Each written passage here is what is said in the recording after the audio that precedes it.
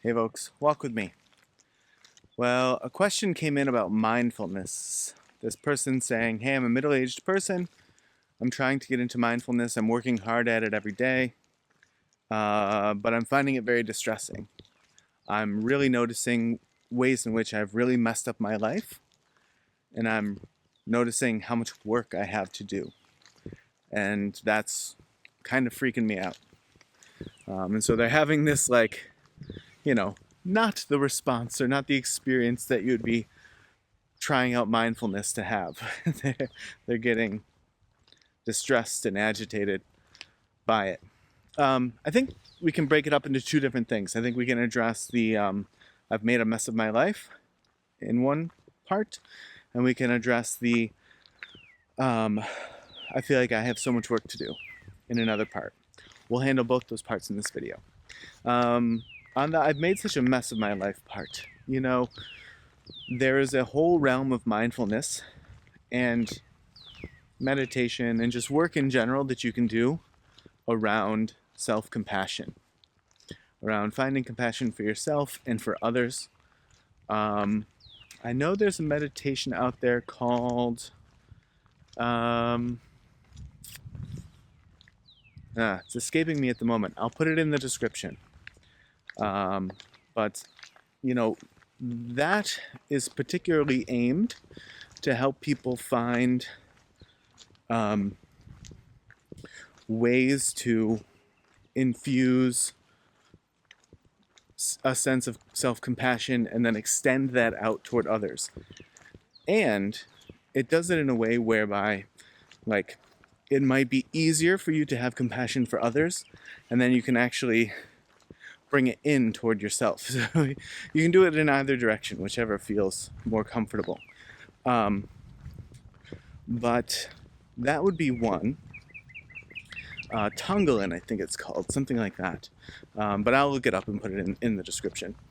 The other thing would be, just finding other opportunities for, can I meditate on self-compassion, do some sort of a guided meditation or mindfulness, but yeah, specifically around being able to, and you might have to go sort of big thing by big thing, right? Whatever the things are that you often find most distressing or, that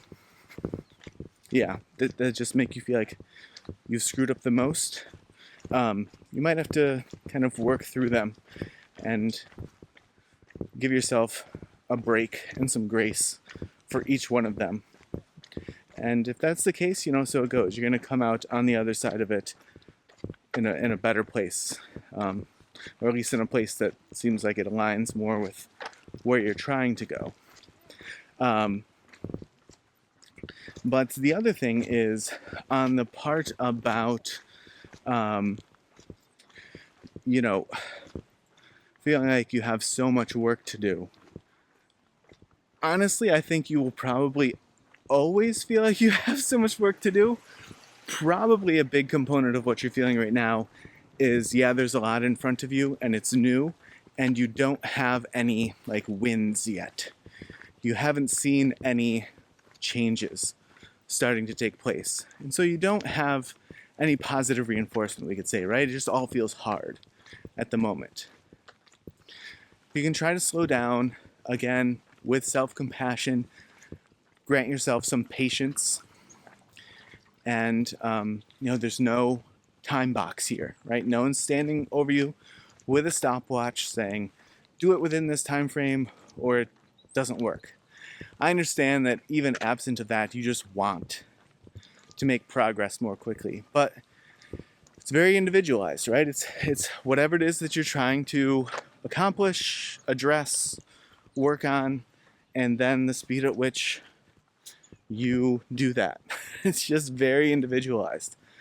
And you might want to just break things up into smaller components, right? Don't start with the hardest thing that you have.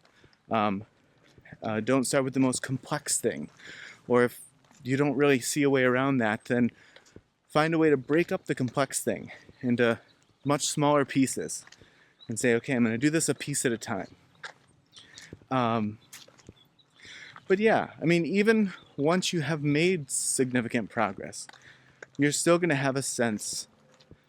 I honestly, I wasn't thinking about this video or this note.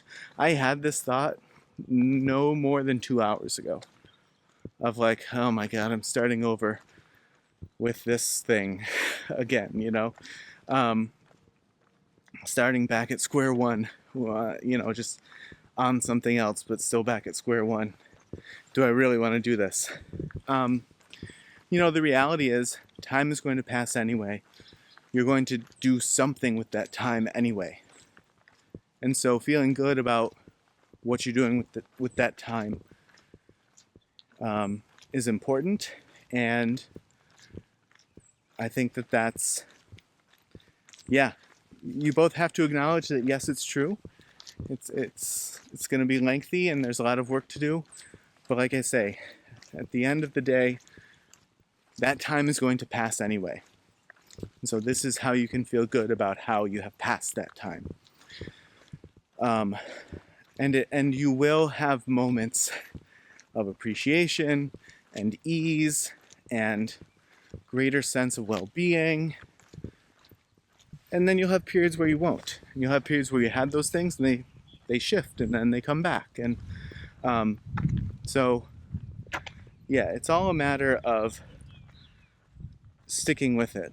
It's a video that I put out recently from Pima Chodron and her concept of stay. It's you need to just, as required by yourself, as it comes up for you, you need to remind yourself or convince yourself to stay with the discomfort. But like I said, don't shy away from doing things that can make it a little easier for you, a little more palatable, breaking things up into smaller components, not starting with the hardest or the most complex thing. If you can avoid it, probably really helpful. All right, folks, well, if you walked with me or watched this far, I certainly appreciate it. And as always, I will see you in the next video.